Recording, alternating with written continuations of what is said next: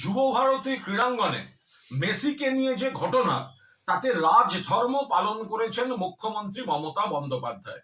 তদন্তের নির্দেশ দিয়েছেন একদিকে পুলিশের, অন্যদিকে অবসরপ্রাপ্ত বিচারপতি অসীম রায়, তাকে দিয়ে একটি কমিটি।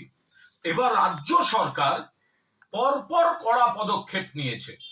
একদিকে ডিজি রাজীব কুমার, সিপি বিধাননগর মুকেশ কুমারকে শোকজ করা, একাধিক পদাধিকারীর বিরুদ্ধে ব্যবস্থা নেওয়া থেকে শুরু করে সিট গঠন, দক্ষ অফিসারদের নিয়ে সিট গঠন, মুখ্যমন্ত্রী রাজধর্ম পালন করেছেন। অন্যদিকে এই তদন্ত যাতে নিরপেক্ষ থাকে সেজন্য ক্রীড়ামন্ত্রী পদ থেকে ইস্তফা দিতেছে ক্রীড়ামন্ত্রী অরূপ বিশ্বাস।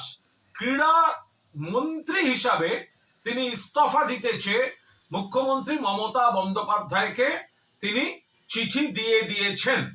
এ ব্যাপারে সিদ্ধান্ত বিবেচনা করছেন মুখ্যমন্ত্রী, কিন্তু অরূপ বিশ্বাস তিনি চিঠি দিয়ে দিয়েছেন। আমাদের বক্তব্য, এটা মমতা বন্দ্যোপাধ্যায় মুখ্যমন্ত্রী বলে এবং তৃণমূল কংগ্রেসের সরকার বলেই এই রাজধর্ম পালন চলছে। 1980 সালের 16ই অগস্ট ইডেনে মোহনবাগান ইস্টবেঙ্গল ম্যাচে কুরুক্ষেত্র 16 জনের মৃত্যু। তখন কিন্তু মুখ্যমন্ত্রী জ্যোতি বসু, পুলিশ মন্ত্রী জ্যোতি বসু বা ক্রীড়ামন্ত্রী, তারা কেউ এই ধরনের ইস্তফার কথা বলেননি। সেখানে কিন্তু বড় কর্তাদের বিরুদ্ধে কোনো ব্যবস্থা হয়নি। 1996 আবার ইডেন, ভারত শ্রীলঙ্কা বিশ্বকাপ ক্রিকেটের সেমিফাইনাল, চূড়ান্ত বিশৃঙ্খলা, খেলা বন্ধ, দেশের মুখ পুড়ল।